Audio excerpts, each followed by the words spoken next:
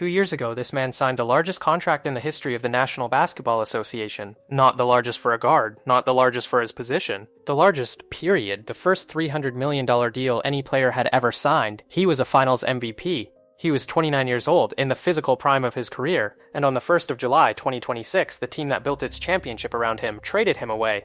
Here is the part that should not make sense. They did not trade him because he got hurt. They did not trade him because he stopped producing. This past season, he averaged almost 29 points a game and carried Boston to 56 wins. They traded him for a 36-year-old on the wrong side of his prime, plus a stack of draft picks. On the court, almost every analyst called it a loss for Boston. One outlet graded it an F, another simply asked, in a headline, "What the hell is this trade?"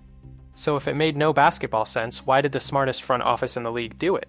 Because this was never a basketball decision, it was an accounting decision. This is the story of how a championship team looked at a spreadsheet, saw a number north of $500 million, and decided that keeping a Finals MVP was simply too expensive to afford. And there is a bitter irony sitting underneath all of it. Because of every athlete in American sports, Jaylen Brown is the one who spent his entire career fighting to not be treated like a commodity. He turned down $50 million in endorsements to own his own brand instead of renting his face to someone else's. He built an incubator to create owners out of people the system ignores. He wanted to be the one holding the equity, never the asset on someone else's books. And then, in a single afternoon, the machine reminded him, and reminded every player watching, exactly what they still are. When word first leaked that Boston might move him, Jaylen Brown said 5 words that are going to age like a prophecy. He said analytics are ruining the game. He was right, but not in the way he meant it. It wasn't the analytics of shot selection or defensive rotations that moved him. It was the analytics of the luxury tax. To understand how a Finals MVP became a line item to be optimized away, we have to start with the contract itself, the historic deal that, 2 years later, became the very thing his team could no longer carry. This is All Sport Profit, and today we're not talking about basketball. We're talking about the invisible machine that decides which champions get to stay together and which ones get taken apart, one salary at a time.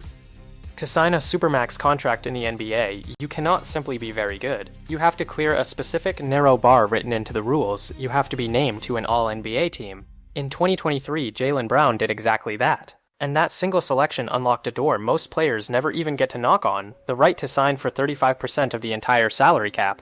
So he did. 5 years. A deal announced at $304 million. It shattered the previous record, Nikola Jokic's $276 million. For the first time in the history of the league, a player had crossed the $300 million line. The headlines called him the NBA's richest man. Boston had made its statement, "This is our guy, and we are paying him like it." And understand what 35% of the cap really commits a team to. It's not a fixed number. As the league's revenue grows and the salary cap rises, a supermax rises with it, automatically. Boston didn't just agree to pay Brown a lot, they agreed to pay him a fixed fraction of everything for 5 years, no matter how high the ceiling climbed. Now, here's a detail the headlines rounded off, and it matters for our story. The $304 million number was the projection. The actual value the trackers list is a little lower, $285.4 million, with an average salary of just over $57 million a year. Still historic, still the richest deal ever signed at that moment. But notice what a supermax really is. It is a bet that a player will be worth 35% of your entire budget every single year for half a decade. And that bet gets more expensive every year by design.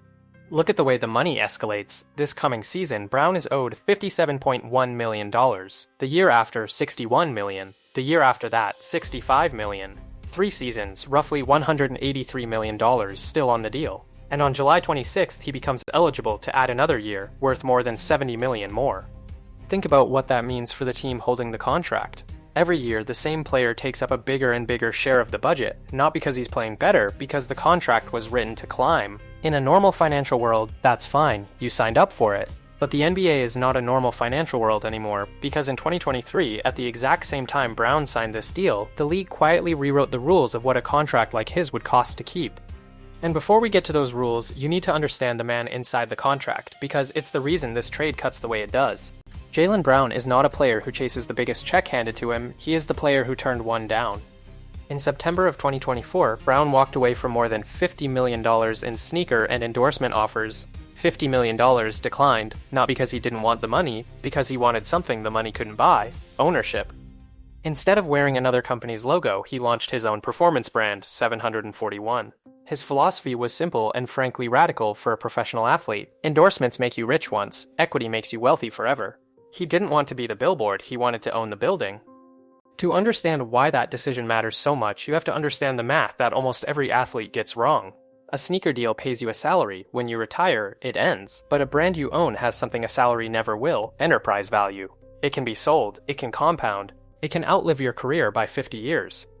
Brown understood that at 27 years old, an age when most players are still signing whatever endorsement is put in front of them. He didn't just launch a shoe, he built an ecosystem: 741, the performance brand, 7US, a premium streetwear label, and a foundation he started back in 2019. He was constructing the kind of wealth that doesn't depend on a jersey. And then he did something almost no active superstar does. He turned his money into a machine for making other owners. In August of 2024, Brown launched Boston Exchange, a business incubator. The model is precise. Every year, Boston Exchange gives $100,000 each to 10 businesses led by entrepreneurs from underrepresented communities. Read that again. He wasn't collecting equity for himself alone. He was manufacturing ownership for people the financial system had written off. This is the philosophy of a man who studied exactly how wealth is built and how it is stolen. He knew the statistic that haunts professional sports, that the money comes in fast and leaves faster, that the average career is short and the average athlete keeps almost none of it. So he built the opposite of that story on purpose. His estimated net worth in 2026 sits around $80 million, and notice that number is still driven mostly by his NBA salary, not yet by his companies, which tells you the equity bet is still early. He isn't a mogul yet. He is an athlete who decided deliberately to start becoming one while he still had leverage. And that is the exquisite, painful irony at the center of this entire story. The one player who did everything right, who refused to be a commodity, who chose ownership over being owned, who built a foundation to turn others into owners, that is the player his own franchise decided to treat as a depreciating asset. Because here is the cold truth of professional sports that the ownership dream can't erase. No matter how many companies you build off the court, on the court you are still under contract. And a contract, in the eyes of a front office running the numbers, is not a person, it's a cap hit. It's a liability with a dollar figure and an expiration date. Jaylen Brown spent years proving he was more than a number, and in the summer of 2026, a spreadsheet reduced him back down to exactly $57.1 million, the amount his team decided it could no longer afford to keep on the books. So what changed? He was worth the supermax when they gave it to him. He was still producing like a star. What changed was not Jaylen Brown. What changed was the price of keeping him, because of a machine most fans have never heard of, and no player ever voted for. It's called the second apron, and it is quietly the most powerful force in the NBA today, more powerful than any coach, any general manager, or any superstar. It is the reason a championship core can be dismantled while it's still winning. Let me show you exactly how it works. In 2023, the NBA and its players signed a new labor agreement, a new CBA. Buried inside it was a system designed to do one thing: stop the richest teams from simply buying every star and steamrolling the league. And the tool they built to do it is the most punishing set of financial handcuffs in American sports. Start with the luxury tax. For years, the rule was simple: spend past a certain line and you pay a penalty to the league. The more you spend, the more you pay. But the new agreement made those penalties climb far more steeply. And then it added something worse for teams that keep spending year after year, a punishment called the repeater tax. The repeater tax works like a credit card that raises your interest rate for being a good customer. If your team pays the luxury tax in 3 out of any 4 seasons, you are branded a repeat taxpayer, and every dollar over the line now costs you dramatically more than it costs a first-time spender. Boston was exactly that, a repeat taxpayer deep into the most punitive tier of the system, and when you add their star salaries to those repeater penalties, the total number they were staring at was staggering: a roster and tax bill north of $500 million for one season, for one team. $500 million to run a single basketball team for a single year. That is a number no franchise, no matter how rich its owner, wants to pay repeatedly. But the tax bill was only half the trap. Because above the luxury tax, the new CBA drew 2 more lines, the first apron, and above it, the second apron. And crossing that second line doesn't just cost you money, it takes away your ability to build a team at all. Here's what happens to a team stuck above the second apron. You cannot combine 2 players' salaries in a trade to bring back one better player. You can only take back equal or less money than you send out. You cannot use the mid-level exception to sign a useful free agent. You cannot even sign a good player who was bought out by another team. And then comes the cruelest one. If you stay above the second apron, the league reaches 7 years into your future and freezes your first-round draft pick. It cannot be traded. And if you keep living up there, that pick can be shoved all the way to the back of the draft. The system doesn't just tax your present, it confiscates your future. Think about what that actually means for a champion. You built the best team in basketball. You're paying $500 million to keep it. And the rules say, because you're so good and so expensive, you are now forbidden from improving. You are frozen with the money in your pocket and your hands tied behind your back. Picture the absurdity in practice. A star gets injured mid-season, and you need a replacement. A useful veteran gets bought out and becomes available on the market. Any normal team just signs him. But a second apron team is legally barred from doing it. Your own success has locked you out of the very tools every other franchise gets to use. This is the machine nobody voted for. Not the players. Jaylen Brown certainly didn't. Not the fans. It was engineered by 30 owners, and a league office with one goal: force the expensive teams to break themselves apart so the league stays competitive and the salaries stay controlled. And in the summer of 2026, Boston became the perfect case study: a championship roster, a $500 million bill, a repeater penalty compounding every year, and a second apron slamming every door they might have used to fix it any other way. There was only one lever left to pull: payroll. They had to cut salary, real massive salary, and the biggest number on the books belonged to Jaylen Brown. But a front office doesn't blow up a title team on a whim. Something has to make the window close first, and for Boston, that something was an injury. Reports indicated that Jason Tatum, the franchise's other superstar, suffered a torn Achilles tendon. For a basketball team, that is a catastrophic injury. For a team standing on the edge of a $500 million cliff, it was something else. It was permission. Permission to admit that the coming season was already lost, and that paying $500 million to lose was indefensible. Now the math flips completely. If you're contending for a title, you swallow the tax bill, you pay whatever it takes because a championship is worth it. But if your co-star is hurt and the season is gone, then that same tax bill isn't an investment anymore. It's just a bonfire of money for a year you can't win. So Boston's front office made a cold, rational calculation. Instead of paying the repeater tax for a lost season, use that lost season to escape the repeater tax entirely. Remember the rule: pay the tax 3 out of 4 years and you're a repeater. Well, duck under the tax this year and next, and by 2027 you reset. You walk out of the most punishing tier completely. That reset is the whole strategy. Get clean now while the season is already sacrificed, and you buy back your future flexibility, the ability to spend big again later, when Tatum is healthy and the window reopens, without the repeater penalty stacked on top. It is genuinely smart. It is also genuinely brutal, because getting clean is a polite phrase for taking a championship team apart piece by piece. And this is where you see the difference between how a fan thinks and how a balance sheet thinks. A fan sees banners, loyalty, a finals MVP who bled for the city. A balance sheet sees $57 million here, $32 million there, numbers to be subtracted until the total drops below a line drawn in an office in New York. So Boston picked up the knife, and they did not start with Jaylen Brown. They started smaller with the veterans whose contracts could be shed first. Because getting under the second apron isn't one dramatic move, it's a cascade, a controlled demolition, salary by salary. Watch how the champions came apart, because each trade tells you exactly what $1 of tax relief is really worth.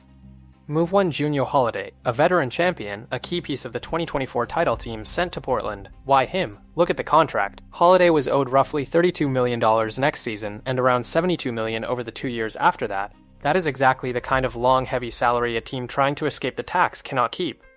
In return, Boston took back Anthony Simons, owed about $27.7 million, and then a free agent. Notice the shape of the deal. They swapped a long, expensive commitment for a shorter, cheaper one that comes off the books fast. That's not a basketball trade. That's a debt restructuring.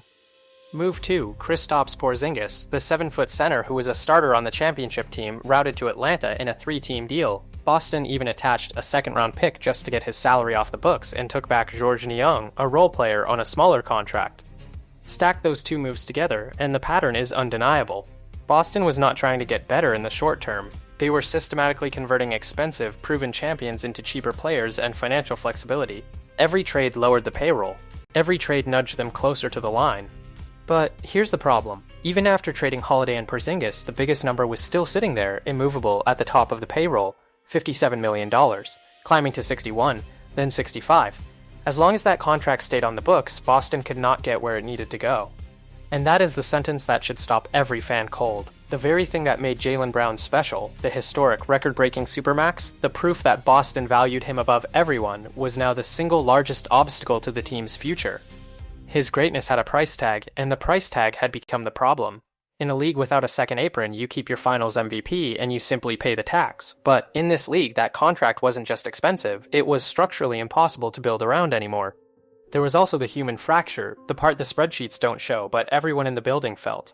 Earlier, word had leaked that Boston was willing to trade Brown if it could land Giannis Antetokounmpo. The Giannis deal never happened, but the damage did. Brown, by multiple accounts, no longer felt wanted, and that relationship was, in the reporting, irreparably damaged. So the money and the message pointed the same direction. It was time. So on July 1st, 2026, Boston made the move that no basketball analyst could justify and every accountant could, Jaylen Brown to Philadelphia, and in return, Boston brought back Paul George, plus 2 first-round picks and 2 second-round picks. On the surface, look at the salaries and it seems almost even. Brown makes $57.1 million this year. George makes $54.1 million. A difference of only $3 million. If you stop there, you'd say Boston saved almost nothing. But the salary this year was never the point. The point is the shape of the 2 contracts and what comes after. Brown's deal climbs $61 million, $65 million, with a $70 million extension waiting. It stretches years into Boston's future. Paul George's deal does the opposite. He's owed $54 million this year, and then a $56 million player option that could end the whole commitment a year sooner. Boston didn't trade for Paul George, the basketball player. They traded for Paul George, the expiring contract. And this is why the basketball world lost its mind. The 76ers got an A+, Boston got an F, and words like baffling, because on talent alone, it's lopsided. Philadelphia landed a 29-year-old finals MVP to pair with Tyrese Maxey, the 5th highest scorer in the entire league last season, and Joel Embiid, a 2-time scoring champion. Boston landed a 36-year-old who has never played more than 56 games in a Philadelphia season. And that tells you why Philadelphia was willing to pay such a steep price in draft picks. The 76ers have Embiid, a former most valuable player, but his prime is a window that is closing, and every season lost to injury is a season they can't get back. When your superstar's clock is ticking, future draft picks in 2031 are almost worthless to you. What you need is a proven star, and now. So Philadelphia did the rational thing for a team in win-now mode. They traded the distant future for the immediate present and handed Boston the picks to make it happen. But graded as a financial transaction, and the F turns into something much more interesting. Boston shed the longest, largest, most climbing contract on its books and replaced it with a shorter one that expires sooner. They ducked further under the tax, and they got paid to do it, in draft capital. Look at what came with George, an unprotected first-round pick in 2031, another first in 2028, 2 second-rounders on top. Those picks are the toll Philadelphia paid to jump the line and grab a star, and Boston pocketed every one of them as compensation for taking the deal. Now add the number almost no one mentioned. Paul George's contract carries a scar. He once forfeited $11.7 million in salary, money he never received, after a 25-game suspension for violating the league's anti-drug program. That is a reminder that the very asset Boston took back has already had millions clawed out of it by the same system of rules and penalties. So tally the real ledger. Across the whole offseason, Holiday, Porzingis, and now Brown, Boston cut more than $250 million off its books and slipped under the second apron. They escaped the repeater tax. They reset the clock. They turned a $500 million problem into a manageable one. And let's be precise about what that $250 million in savings actually is. It isn't only the salaries they stopped paying. It's the tax penalty on those salaries, the repeater multiplier that turned every dollar over the line into several dollars owed. Shedding one big contract doesn't save you one contract. Under the repeater tax, it can save you 2 or 3 times that. That's why one trade could move the number so violently. That is what a finals MVP was worth on the balance sheet. Not points, not banners, $250 million in tax relief, a bundle of draft picks, and a reset button on a punishment system. That was the trade, the real one, underneath the box score. And Jaylen Brown, the man who built companies precisely so he'd never be at the mercy of someone else's balance sheet, got the clearest possible lesson in who still holds the pen. You can own a shoe brand, you can own an incubator, you can turn down $50 million to protect your independence, and a spreadsheet can still decide in an afternoon which city you wake up in. So who actually won? Philadelphia won the basketball. That part isn't close. They got the better player in his prime for a discount in talent. But Boston might have won the war that this new CBA is actually about. The war over flexibility, over the future, over the right to build again. And that's the uncomfortable truth this trade forces every fan to sit with. In the modern NBA, the enemy of a great team is no longer another great team. It's the tax bill. It's a set of rules written to make sure that greatness, once it gets too expensive, has to dismantle itself. Loyalty is a luxury, and luxury now is literally taxed. Jaylen Brown saw it coming. Analytics are ruining the game. He meant the numbers on the court. But the numbers that moved him were the ones on the balance sheet. The cap hits, the aprons, the repeater penalties, the reset windows. He was never traded because he wasn't good enough. He was traded because he was expensive enough to trip a rule. And maybe that's the real story of ownership in professional sports. Jaylen Brown was right to chase it. Right to turn down the $50 million, right to build the brand, right to try to own instead of be owned, because he understood something the trade only confirmed. The moment your value lives inside someone else's contract, you are, on paper, for sale. He'll be fine, better than fine. He lands with a contender, keeps every dollar of that supermax, and keeps building the empire that was always the real long game. But the lesson stands for every athlete watching. The biggest contract in league history did not make him untouchable. It made him the most expensive thing to move, and in this system, that is the same as being the most likely to go. So here's the question we leave you with. If a team can trade a 29-year-old finals MVP purely to escape a tax, then in this new NBA, is any player actually in control of his own future? Is anyone truly too valuable to be optimized away?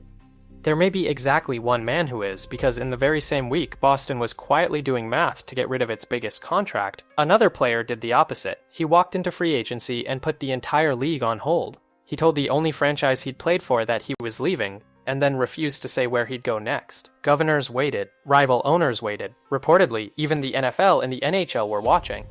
One player was moved by the machine. The other is the machine, a man so valuable that entire cities, and possibly entire leagues, reorganize around a single decision he hasn't even made yet.